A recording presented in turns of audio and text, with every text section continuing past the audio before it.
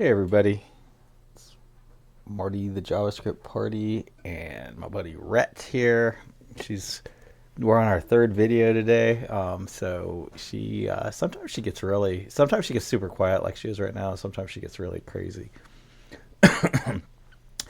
But unfortunately, this web series is like kind of titled Angular Voice Analyzer, but we probably the angular part should be huge, and then I should probably say material, and then analyzer tiny, because we spend a lot of time on angular and material, and not as much time on the actual voice API. And while the voice API is very small, relatively small and relatively easy to understand, there's not a lot going on. It's got a lot of very, very interesting subtleties that I think if you ever wanted to craft a really good solution with this, like if you wanted to build a really nice application, uh, you need to understand those subtleties, or things will get wacky and it'll not be a good application. One thing I did have to say though is, like, when I started this application up, I was just like, wow, that's just a pretty application. Everything's just super pretty, and it's like it feels right. Like you click on this, like you put your mouse over there, that highlights up there, this little blue thing comes in, and it's nice how it animates across and all that. And I didn't do a damn thing for that, right? Like I just got it just comes in with Angular. And I feel like this is a good feeling, like when you get that and it just comes in. So like it's not like being destroyed. It's still there. You just, you know. So I feel like there's a lot going on here. I think the colors are really nice. I think everything, the spacing is really nice, and all that. And all that came with it. And on top of that, there's a lot of things you can't see, like the way the tabbing and all that works. There's like all kinds of arguments all the time about how tabs and stuff should work so that it's and not only that, but like when you tab, like let's say you tab into the component like this, and then you use arrows and stuff. Like people argued, and it has gone back and forth on like, okay, so no, once you're in the tabs, you should use arrows and stuff like that. And all of that stuff is just comes with it, but just comes with it sort of undersells how much work setting up um, setting you and using material is. But like, so how I was just able to tab, and now if I hit enter, this opens. Like I didn't have to code any of that stuff. So and all that stuff is becoming more and more like there's a lot of forces out there trying to make that a legal requirement, that you provide that sort of accessibility to websites and stuff like that. And Angular material, they've already built all that in. So like when you use Angular material, A, you get a hell of a lot. B, if you do it wrong, your life is going to suck. And C, it's pretty easy to do it wrong. It's a lot easier to do it wrong than it is to do it right. So like whoever implements it for you needs to know what they're doing. Um, and then like if you have like a back end developer who, or like a jQuery developer, or somebody who's not well steeped in Angular material, and they get it all set, they do 90% of it, get it all set up for you. You just have to do the last 10%. Like they're probably going to set it up in such a way that you can't quite figure that out. Um, but like somebody actually probably 200 hours of meetings and arguments and pull requests and tiers and all that know just to make that work right, with these being big enough for someone to feed, and the right contrast between these colors and all that stuff. Like all of that, thousands and thousands of hours are just baked into that. So anyways, it looks nice, it's pretty, it looks good, and it works good. Works well, good, well, I don't know. But it's a good looking piece of work. So we're almost there. No, not quite. So basically, the next step is we need to understand another fairly complex, but kind of easy to get started, easy to screw up, but then um, easy to get right if you know what you're doing. Um, Situation with reactive forms. So basically, I only have two things. So we could just use like the model, we could just use two-way binding and stuff like that to manage all this. But I really want to use reactive forms because I really want to get better at reactive forms. Been using reactive forms for probably almost 10 years now. It feels like 100 years, but the I would have to go look at my resume to actually figure it out. Um, but so setting up these reactive forms is important, and you get a lot of benefit from it, just like the rest of this stuff. But you don't really see the benefit when you get started. And I can't really remember off the top of my head how to set up a reactive form. I do know that we want one drop down, so and one max alternatives. We do not want them to be able to put in a letter. We don't want them to be able to make it blank. We want it to be at least one, and then I don't really care what the maximum is. So they could put 1,000,000,000,000 in there for all I care. But I only want digits. I don't want commas in there. So because honestly, you really shouldn't ever need more than 100. Um, since I can't really remember exactly off the top of my head, my choices are to ask ChatGPT, search Google, or find another old example of myself. And I found that asking ChatGPT is the fastest. And now I wouldn't say the most reliable. Probably the most reliable is to find one of my old examples and implement that. But it is so much faster than searching through my old code. How do I set up reactive forms in my Angular application? Kind of want to just ask reactive forms and see if it just assumes that's Angular. Because see, there's reactive forms module. Yeah, actually, at this point. So this is kind of what I want to do. This is the first step, and all that. And I think what happens is when you do this and you start setting this up. So one of the patterns that I've run into is suddenly this code breaks, because I think on the HTML side it has to be inside of a form, and everybody always forgets that. But and see, there's use form builder. So I never do this. I think I'm going to do that this time. But now let me read this a little more carefully. And this is like sort of my last video. I was talking about Cypress and how I'm like so ignorant in Cypress that like I just going to have to bumble through it, because subtle information like this would have been lost on me for Cypress. But since I've done reactive forms, I'm actually well positioned to absorb this information now. So one, it says setting up reactive forms in Angular applications involves a few key steps. So it is kind of weird that they did this way. Remember the template, advanced. So I kind of wish they'd have divided it up in different, because this is a whole different way to do it.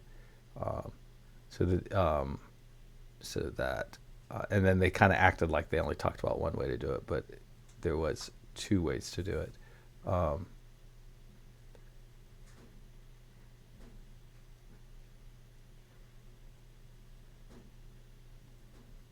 So I think I want to use the form builder because I've seen this used a lot in a lot of places, and I don't like it because I have no reason. I like it just because I'm more comfortable with this way. But, this is a relaxed environment I'm in right now, so I would rather observe. So it says make sure you import reactive forms module in your module. So I do not have a module. I'm using standalone. But I think I still need to pull that into here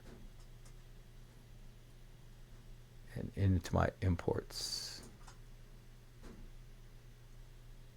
Yeah, because see, I have other modules in here. And then if you're using standalone, okay. So yeah, it's telling me in the component itself. So yeah, I'm going to have to do this. And then 2, create. My stand-ups go like this. I'll like kind of give the foundation of what I'm going to talk about. And then I'll get interrupted by somebody, and then they'll say a bunch of stuff, and I'll be like, yeah, that's right. And then I'll continue to read it, and it says exactly what they just said. It happens all the time. So create a reactive form in a component. So that's this piece. So this is like not doing it in the controller. Bind it into the template. I don't think we'll get to the template today. But the thing you really got to stand out is everyone forgets this piece. And they go straight to these pieces. This has to be there or you'll get error. And I think it's a runtime error. I don't even think it's like it happens during transpiling, which is kind of a bummer. So advanced using the form builder class for cleaner code. So I guess they think it's cleaner just because it's in the constructor. So you have more control over the timing, handling form arrays, dynamically adding controls. So they don't even, I wonder, do you still need, are they saying you still would have to add that into the template? Man.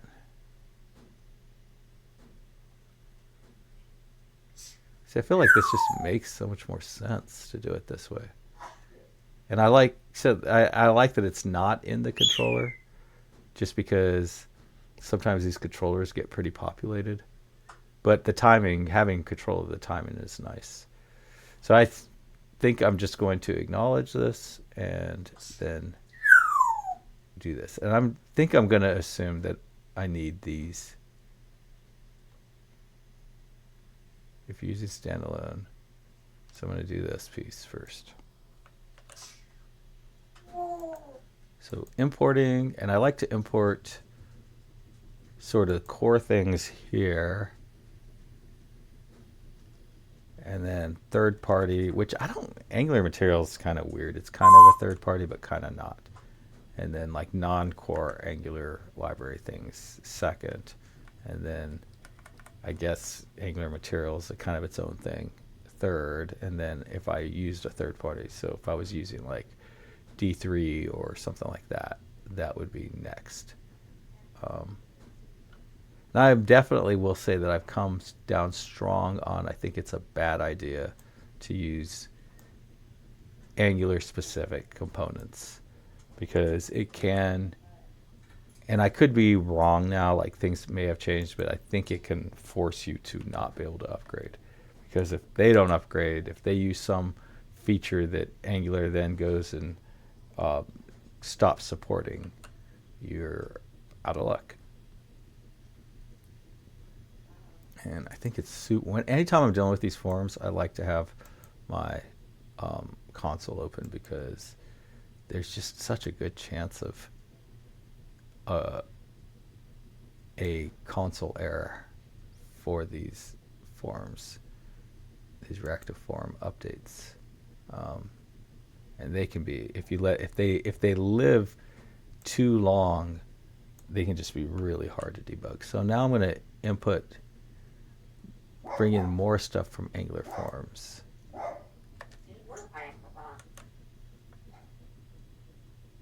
So I think I would rather do it like this, because it's coming from the same place. So I'm just gonna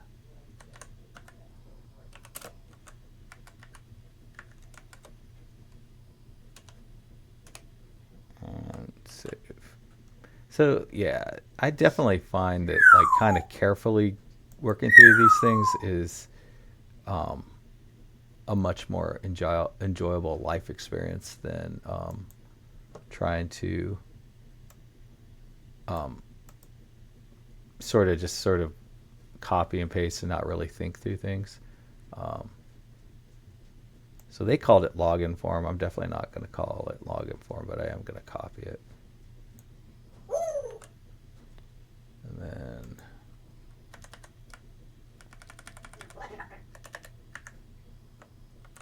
And then we are going to call this our configuration form. And our configuration is a language and a max results. And I think that's how you want to do, you kind of want to do this camel case. And then new form control.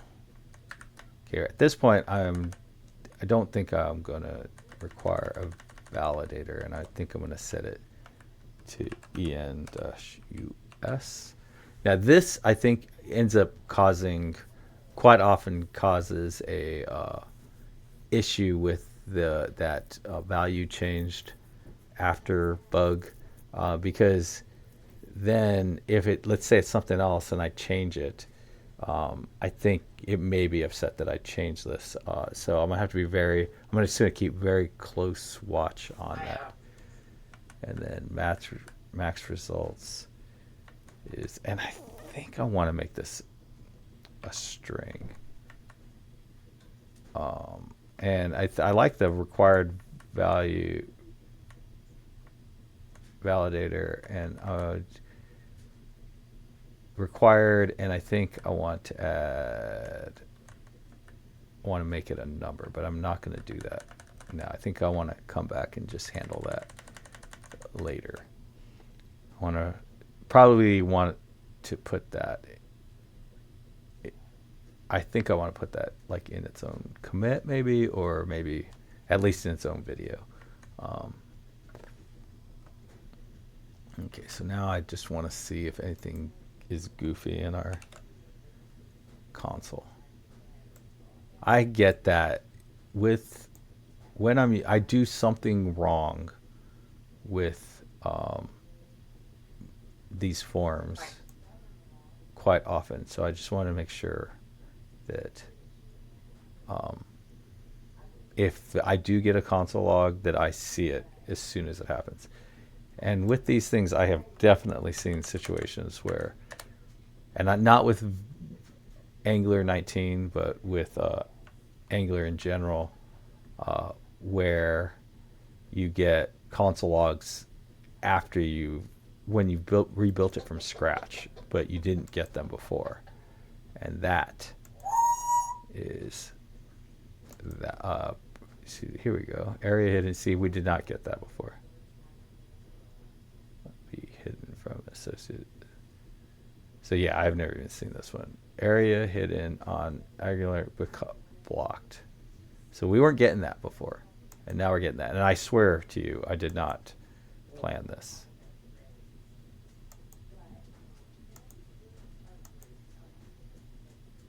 And now I'm not saying it again. So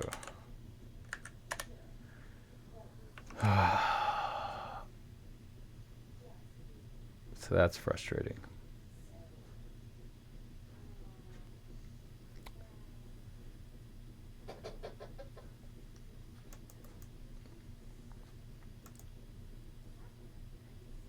And I don't know if that was a issue with,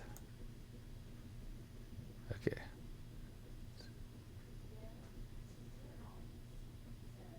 So I think what this is saying, now that I've read it again, is that it's upset apparently because this still has focus.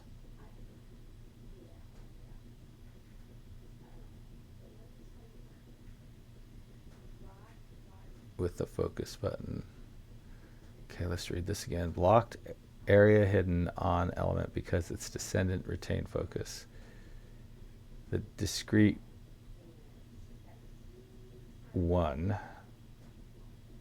and then that's just a link to the web page I'm on, must not be hidden from assistive technologies users. Avoid using the area hidden on focused elements or its ancestor. Consider using the insert attribute instead, which will also prevent focus. For more details, see the area hidden section in the areas. But I cannot imagine in a million years this being element with focus. And then it gives you the entire route. So I think it's telling me that the focus is still on this. So let's click on this and see. Just confirm that it is a complete waste of time. Entire subtree of hidden from assistive technology, regardless whether it's indicates when set to true that an element and its entire subtree are hidden from assistive technology. So I don't know I don't have a vaguest idea what the fix for this is. And it is very annoying that the only way I can see it is by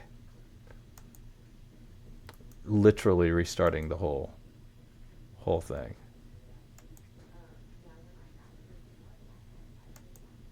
Oh no, okay, I didn't have to restart the whole thing. Okay, so that's good. So do I have an area hidden in here? Is that the problem? I don't even have area hidden.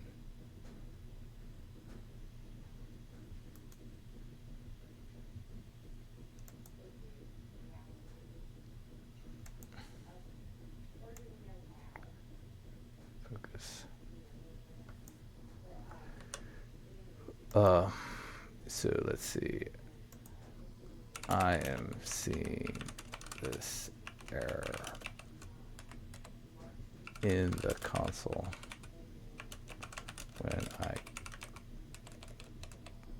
click on a button and show a dialog. See, the element inside the dialog retains because an element inside a dialog retains focus while the dialog or its parent has area true. This kind of showing a hide custom implementations. Ensure focus is managed properly. When opening a dialog, you should move focus inside the dialog. When closing it, return focus to the previous active. All right, so it's saying that if I add this, so it's saying that I need to I need to put the focus on something in this before, because I guess what will happen is like the screen readers, things like that, won't be able to find anything. So, and I promise you, I did not know this was happening. This was not a setup. This is just what you deal with as a developer on the web. And this is going to become a bigger and bigger problem, because that is I think this is what probably the solution. This is going to become a bigger and bigger issue if things keep going in the direction they're going. Because right now what's happening is a bunch of laws are starting to be enacted that to make websites and other publicly accessible things more accessible to people with issues, with with specific what they call accessibility, actually. So I think accessibility is the ability to access, and this is just becoming a bigger and bigger thing. And I believe so. We have some laws in this country that are sort of set up with fines and stuff, and they'll be like, if you don't do this, you're going to get this fine. But then we have some laws that are set up with, we don't know exactly what you're supposed to do, and we don't know exactly but the way this law is going to be enforced is by lawsuits. So when you get sued by somebody, then you'll know you'll know that you did it wrong. And it is very difficult on that. So a lot of retailers and stuff will have problems with they won't know that they aren't supposed to within the law, it doesn't say, hey, you have to have hallways that are 6 feet wide. They're just like, hey, that guy got sued because his hallways are only 4 feet wide, and people with XYZ issue can't go through the hallways because the hallways are only 4 foot wide. And so then everyone goes, oh shit, okay, I have to make my hallways 6 feet wide. And then, and that's the way everybody knows. Well, that's kind of how this accessibility has been set up. So apparently another thing we can do is we can use this mat dialog and make sure the dialog has a proper focus target. Man, I don't know why this word proper really triggers me. And then I think it's because most people probably before I was age 20, because a lot of people use the word proper, but probably before I was age 20, most people that ever used that word were jerks. So that is why. So I guess we can use the CDK focus initial. And or we can say autofocus is true on my dialog. Oh, that looks like the ticket right there. So I don't think I have anything like that. It says to avoid that. Okay, so I think I want to try this. This looks like the easiest fix for this. Now, I think this is a perfect example where it pissed me off. It really did. It pissed me off. But, like, I was really pissed off at the wrong...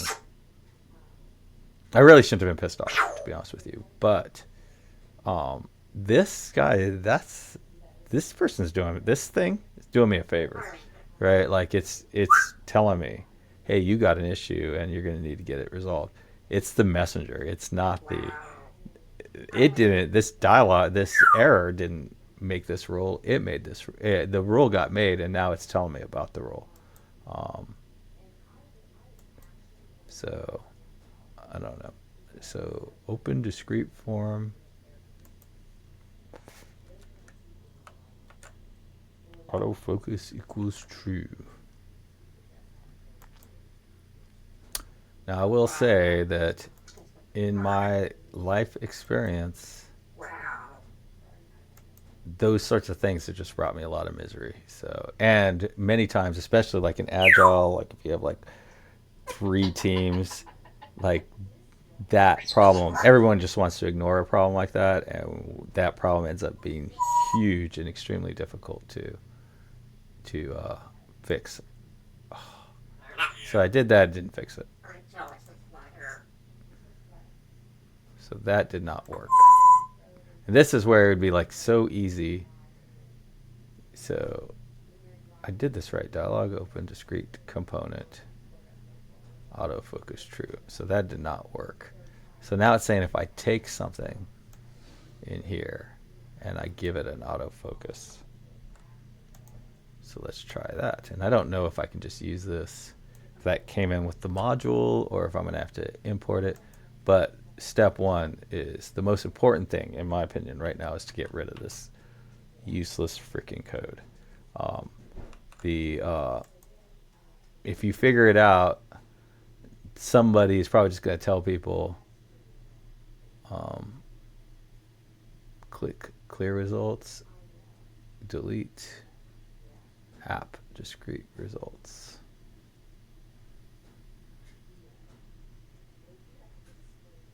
I feel like, okay, I'm in the wrong. Maybe it was the wrong one. Is that okay? Let me go back. Discrete settings. No, it is discrete settings. Okay, so that one didn't work. Right. So now in this dialog, unfortunately, I don't have a button. Right. I set it up so that it. I don't know if I can do that. Let's try that.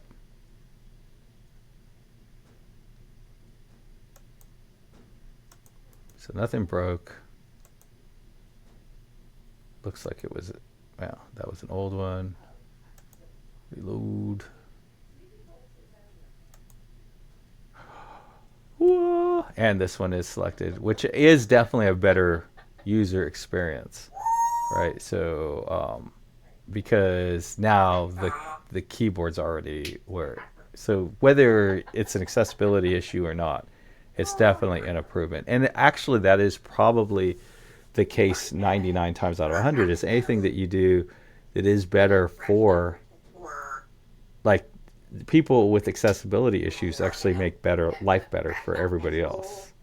Um, but it is really hard when you're down in the weeds to see things that way, because it's just like that sucked, that error. So what I'm going to do now is I'm going to kill this.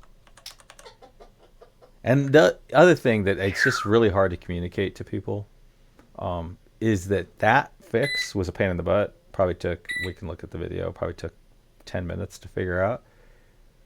It is a lot harder to figure that out. Like once, like if there's a bunch of other changes. So like trying to figure that out is, the earlier you work on that, the easier it's going to be. Oh, you suck. That sucks so bad. That is so weird. Okay, so now I got it. So that did not fix it. It is there, but it did not suppress the error message. So I feel like we've actually fixed the problem. Right? Yeah, see, because it is actually, like, the actual bug, the actual error is gone, but it still thinks, oh, it's because area hidden is true up here. Sometimes it helps just to read the actual error. Let me see. So it's saying that up here at the app root level, I have area hidden is true. So let's go up there.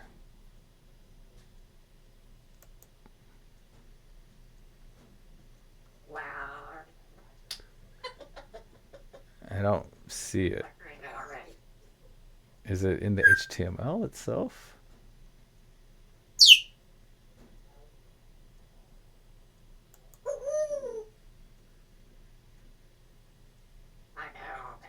That's weird.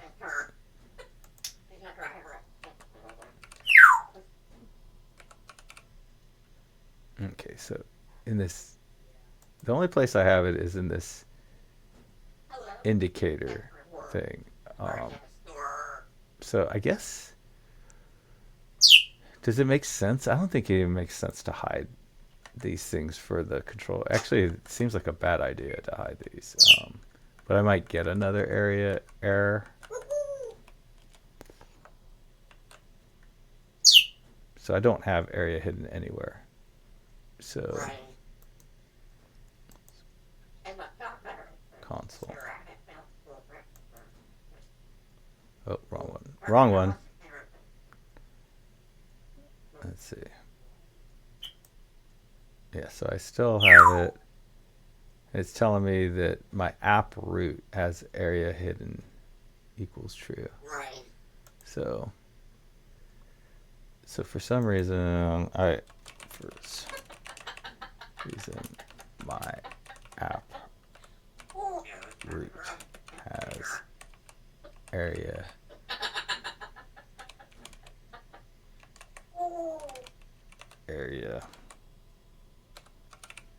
hidden equals true.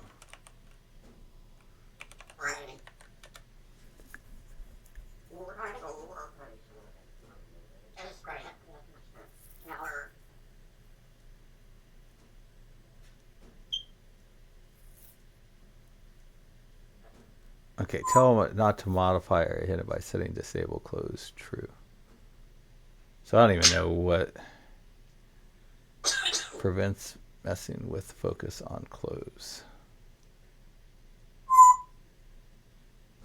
So let's try this. Let's get rid of the other solution.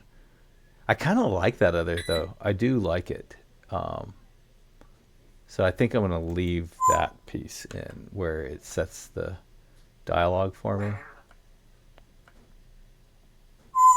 But I am going to add this in here and see if this fixes it.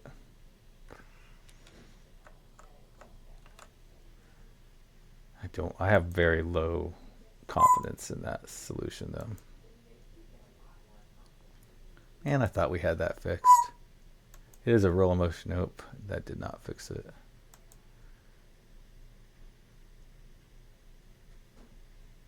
Yeah, that will never get through a PR.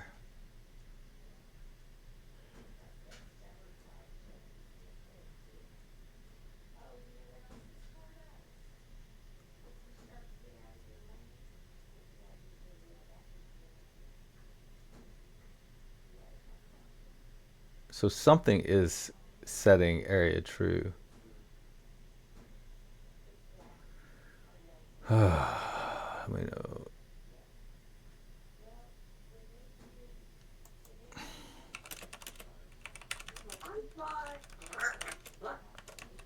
so we are not using Bootstrap or Tailwind.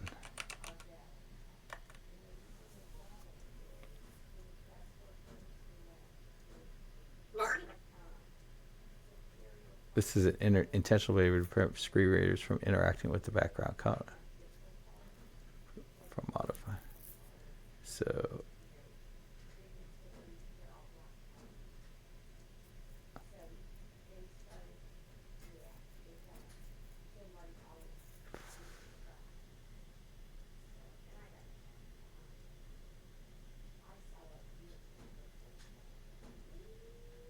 see, people do not like this, and it just feels like that is not a good solution. Like, and we tried that.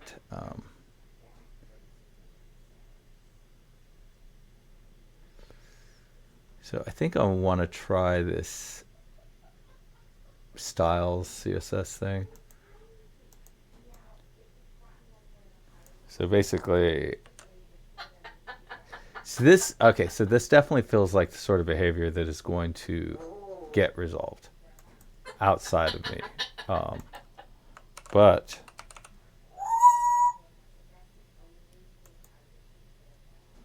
because like they're purposely doing it, they're making it so that I guess so you don't end up so screen readers don't end up behind there. So like they're doing that actually to make the screen readers work better, but let's see if we get some kind of weird. I remember once trying, I was like, oh, I'm going to get certified in 508 compliance and all that. And then I started watching the certification videos and I got so frustrated so quickly because like, they're like, literally there was no answers. It was just like, no matter what you do, it's going to be it's not going to be accessible. You know, that's the takeaway. Okay. So now that was fixed. We've gone through this once before.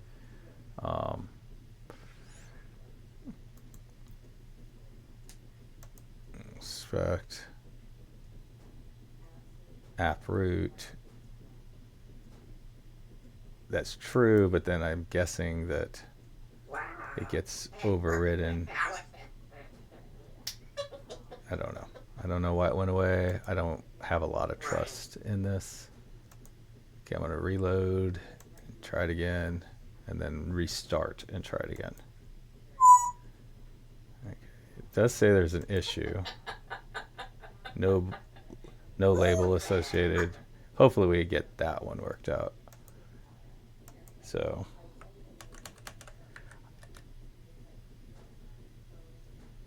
I do think that initial, like that CDK focus is pretty awesome.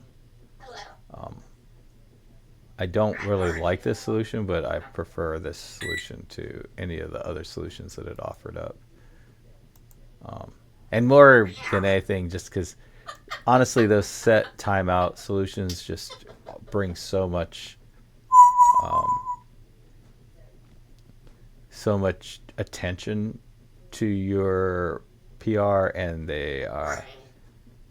it's so easy for your rivals who don't know what the hell they're doing to sort of attack you.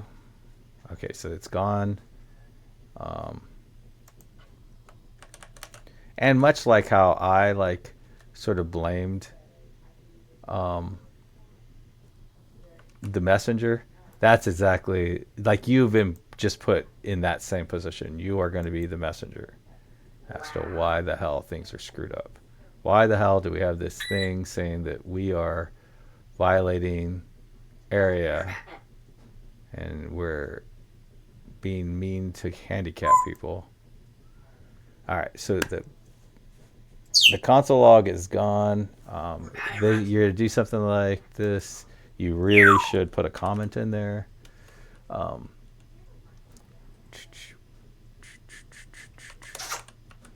prevents a area error in the console. Now the problem, okay, so the biggest problem at this point, I mean, it's kind of like double or triple problem. So the biggest problem to me at this point is since I don't have a screen reader, I can't really test what the like it could really be that we have just screwed up screen readers by this. Like the screen reader now is like if they start to move, it's going to. So what the area hidden did was made it to where if someone a screen reader is like tabbing through and moving through these various things, it'll just circle. But I think what we may have done is made it to where the screen reader could end up back in here. Now I don't like. Let's just hit tab. Oh, I'm not in it. Okay, so let's just do this. Tab. Okay, so it works though, like for the tabbing. But like, would a screen reader stay in here or would it leave? Because they aren't. Somebody with a screen reader is probably not going to be clicking. They'll just be like talking to it. They'll be like next, or tab, or continue, or something like that. So that is that. I think we have officially defeated the console log error. Oh my god, it's back. Why? Why did it go away for a little bit and now come back? And when I hit reload, it's not here.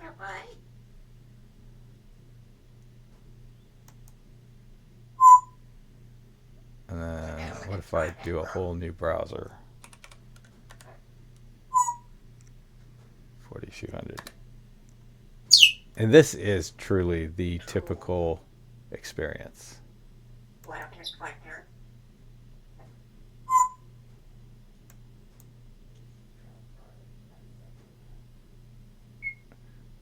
Blocked area hidden on element, and now it says area hidden even though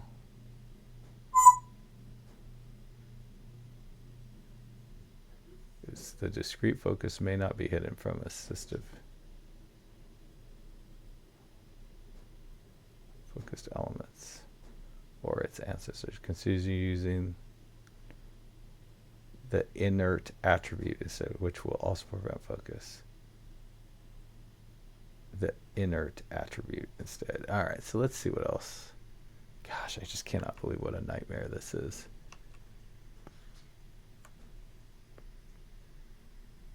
Okay, that's in here. So that didn't work.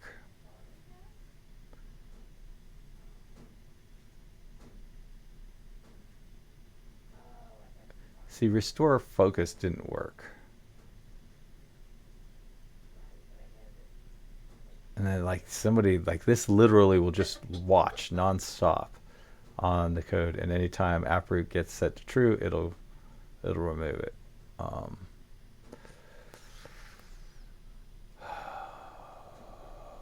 Oh wait, did I think I might have. Oh my gosh, I think I might have sabotaged myself there. I think I might have hit Control Z and then saved.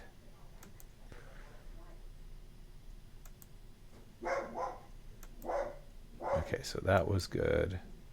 Restart.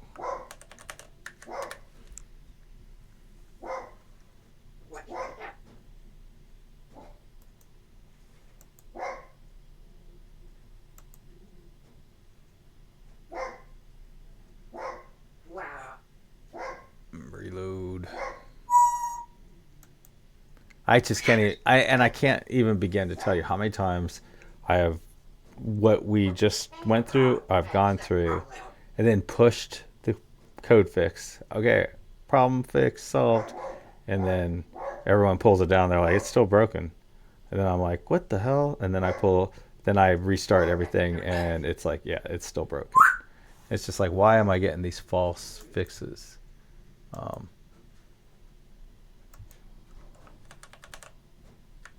and see, like a lot of times, like as a developer, you're actually getting things done faster than the your surrounding system can handle it. So they love to find a lot of times they love to find issues like this instead of having you work on something like end-to-end testing or something like that.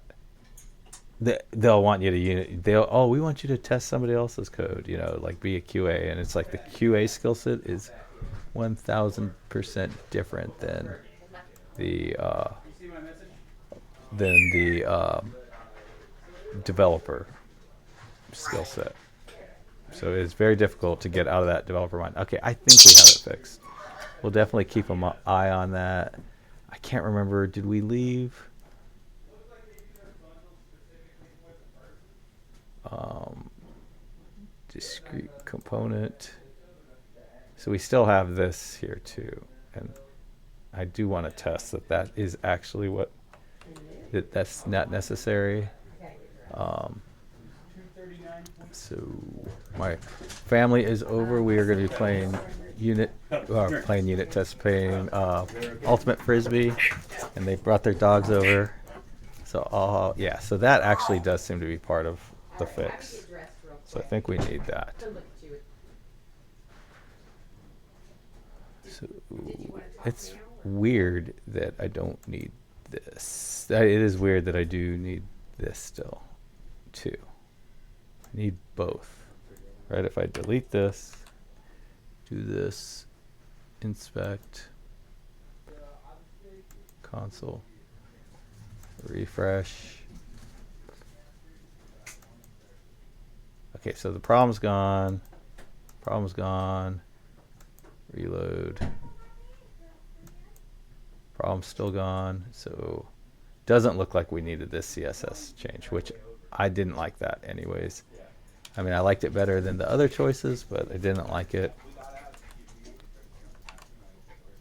Wait, so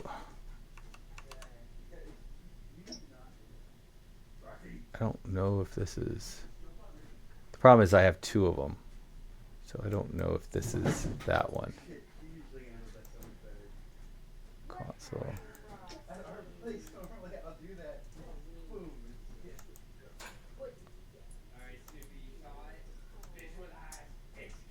Man, as you can tell, I am so freaking paranoid by this thing. That like I'm literally, this is like, pull the emergency cord. We have to fix this now.